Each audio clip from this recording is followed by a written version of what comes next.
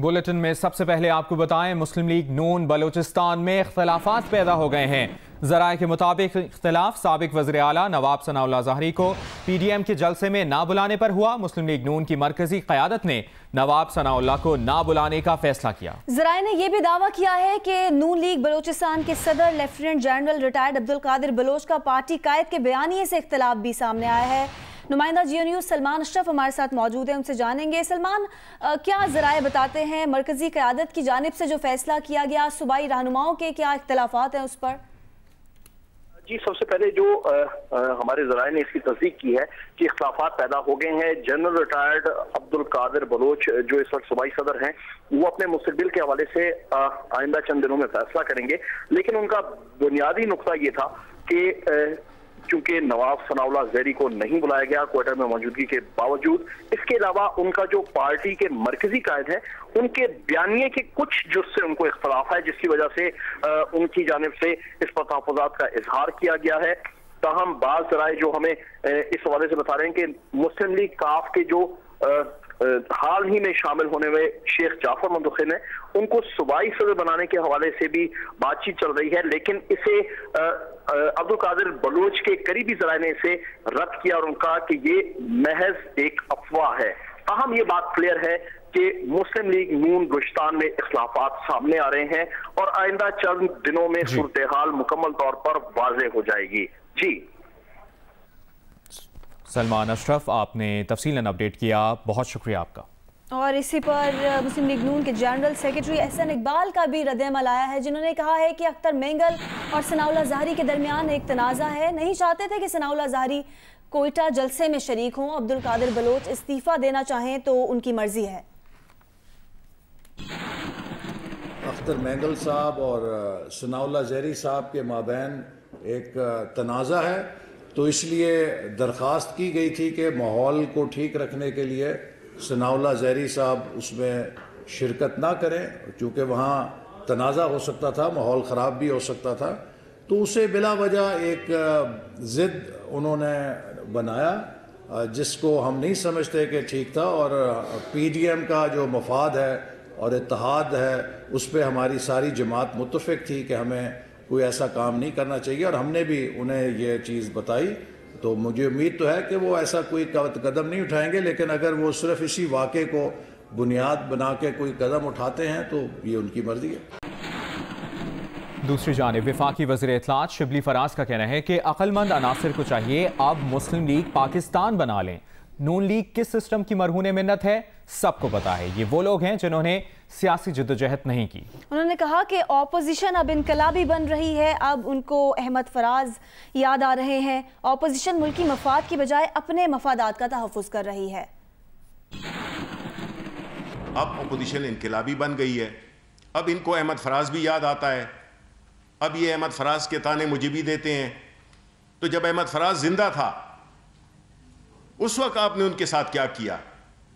मेरी तो इनसे ये रिक्वेस्ट है कि जो पाकिस्तान मुस्लिम लीग नून, पाकिस्तान पीपल्स पार्टी, फजल रहमान ग्रुप, इनके जो भी सीनियर एलिमेंट्स हैं, पाकिस्तान मुस्लिम लीग नून को तो मैं ये मशवरा देता हूं कि वो मुस्लिम लीग पाकिस्तान बना लें, क्योंकि एक और भी था जो लंदन में बैठा हुआ यहां पे इंतशार फैला रहा था, तो उनकी पाकिस्तान पार्टी बन गई। बुलेटिन में बात करेंगे। नून लीग के रहनुमा एयाज सादिक ने कहा है कि उन्होंने ऐसी कोई बात नहीं की जिस पर माजरत करें।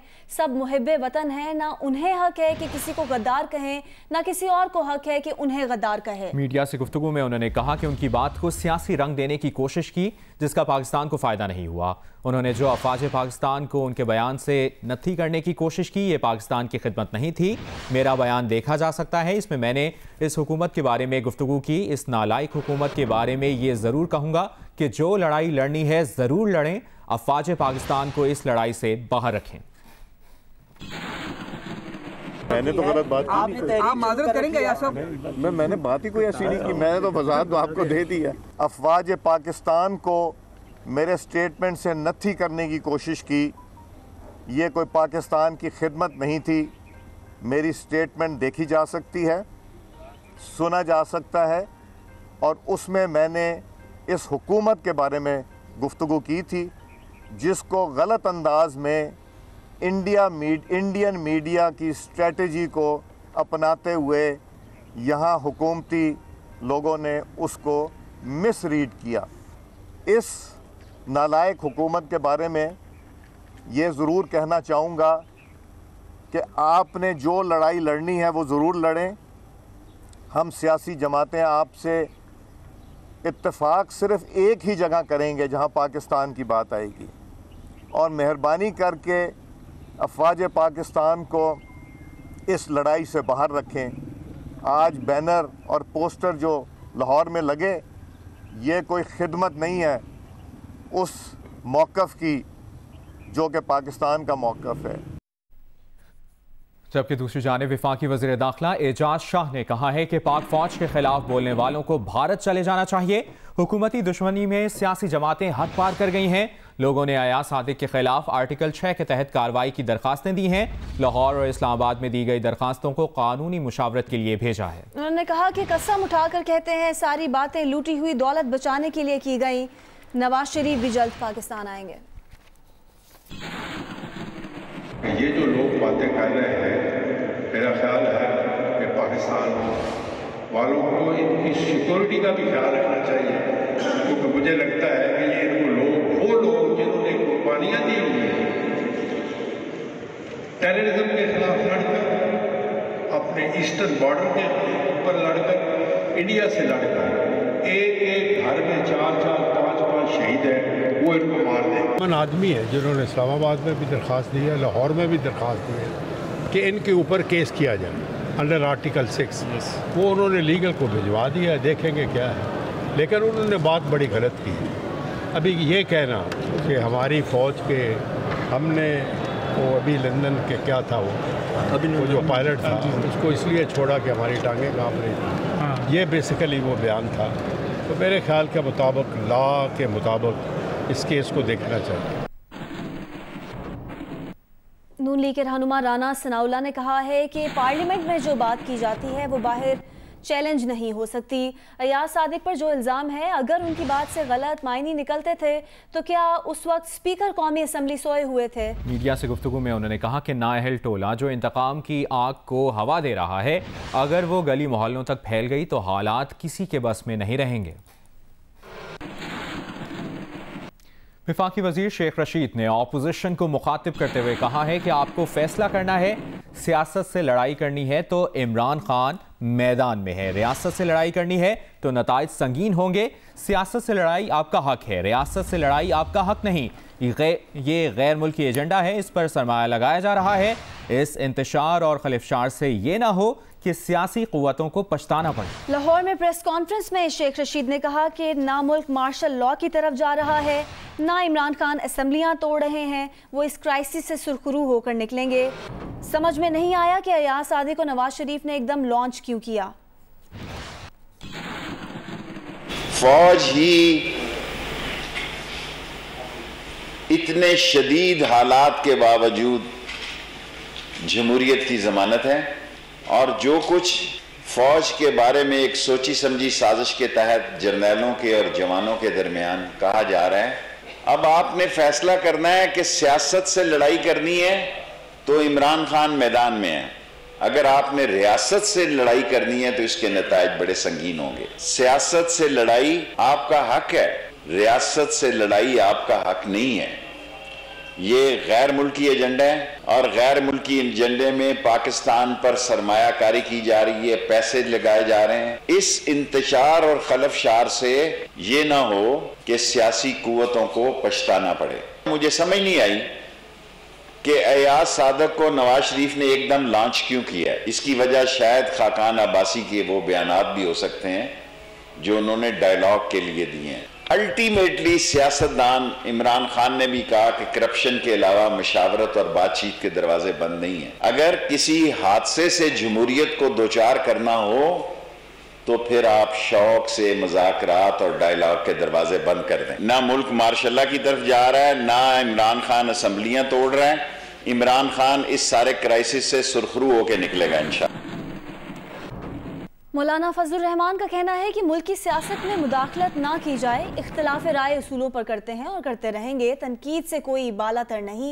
हमारा ये फ़र्ज़ बनता है कि हम अपनी सियासत को हुब्बुल वतनी के दायरे में रखें। उन्होंने कहा कि हुकूमत को अहमकों का मुरब्बा करार देते हुए कहा कि ऐसी कोई हुकूमत नहीं जो आ बैल मुझे मार की सियासत करे, यहाँ बहरान पैदा किए जाते हैं। अपनी हमाकतों के नतीजे में अब अयाज सादिक साहब की गुफ्तगू से या उनके कुछ अल्फाज से कोई इख्तिलाफ राय कर सकता है, लेकिन उसके रद्द अमल में पुलवामा का जिक्र करके जिस अक्लमंदी का मुजाहरा किया गया है उसका भी तो अंदाज़ा लगाया ना कि वहाँ है क्या, वहाँ किस किस्म के लोग बैठे हुए हैं। हमारे मुल्क में इख्तिलाफात के हुदूद होने चाहिए। हम इख्तिलाफ राय का हक़ रखते हैं, इख्तिलाफ राय उसूलों पर करते हैं, करते चले आए हैं, करते रहेंगे, लेकिन किसी को इस बात का हक़ नहीं दे सकते कि हम उनसे हुब्बुल वतनी के सर्टिफिकेट भी लेते रहें। और मेरे ख़्याल में क़यामत की अलामत है कि मुस्लिम लीगी गद्दार ठहरे हैं आज। अयाज सादिक ने जो भी कहा कौमी असम्बली में, आप उसे इत्तफाक करते हैं या उसे इख्तिलाफ करते हैं? मैं तो समझता हूँ कि इससे भी कुछ आगे जाकर हमें इत्तिफाक करना चाहिए, ये ज़रा कम है थोड़ा सा। हमजा शहबाज ने बख्तरबंद गाड़ी में एहतसाब अदालत जाने से इनकार कर दिया। रमज़ान शुगर मिल्स रेफरेंस की समाअत में पेश नहीं हुए। अदालत ने बरहमी का इजहार किया और रिमार्क्स दिए कि अब मुल्ज़िमान की मर्जी होगी कि वो अदालत में पेश हों या ना हों। मुल्ज़िम की पसंद होगी वो कौन सी गाड़ी में जाएगा। अदालतों में पेश होने वाले सैकड़ों मुल्ज़िमान क्या पसंद की गाड़ी की डिमांड करते हैं? ये भी कहा गया कि ये रियासत की नाकामी है कि वो मुल्ज़िम के सामने बेबस है। अदालत ने secretary home department, superintendent central jail समेत दीगर को शो कॉज नोटिस जारी कर दिया। तहरीरी जवाब तलब कर लिया गया।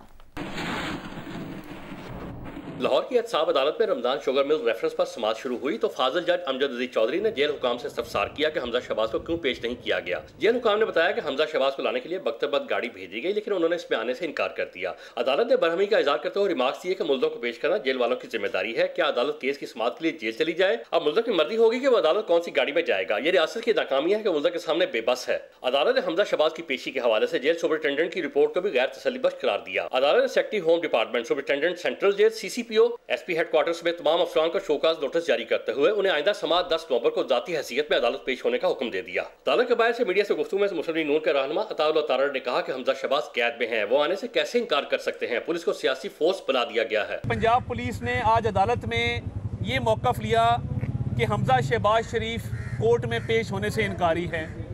भाई वो आपकी तहवील में हैं, वो कैद में हैं, वो कोई आज़ाद शहरी हैं कि उन्होंने आने से इनकार किया? पंजाब के वज़ीर इत्तलात फैयाजुल हसन चौहान ने कहा है कि हमजा शहबाज शायद लिमोजीन, मर्सिडीज या चार्टर्ड तैयारे से अदालत जाना चाहते थे। मौसूफ 2 साल से VVIP एहतसाब देख रहे थे, अब हकीकी एहतसाब का मजा चखेंगे। मैं हैरान हूँ हमजा शहबाज साहब, आपने अपनी बर्थडे पे या हैप्पी बर्थडे टू यू मनाने के लिए नहीं जाना था, ना ही आपने कोई शालामार बाग की सैर करने के लिए जाना था। आप खरबा डॉलर्स के और रुपए की करप्शन के मुल्जिम और मुजरिम हैं। आपने अपनी पेशी पे जाना था और आपकी हालत तो यह है कि रस्सी जल गई लेकिन बल नहीं गया। और मैं पुरजोर मजम्मत करता हूँ इनके इस आमराना और फिरौनियत के ऊपर, नमरूदियत के ऊपर मबनी इस रवैये पे कि मुझे लैमोजीन में या मर्सिडीज में या चार्टर्ड तैयारे में भेजा जाए। नहीं जनाब, आपको एक मुल्जिम और एक मुजरिम की हैसियत से ही ट्रीट किया जाना चाहिए।